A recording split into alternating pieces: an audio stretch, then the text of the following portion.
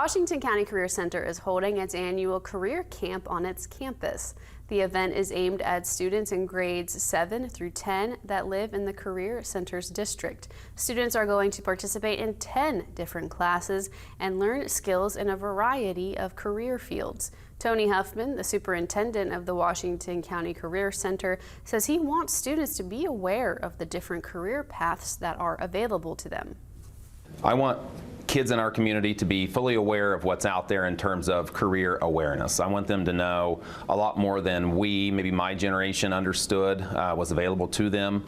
So we talk a lot about interests and aptitudes, and we think that the best chance to be happy in a career is to find that union of, what am I interested in, what am I good at, and can I make a living at that?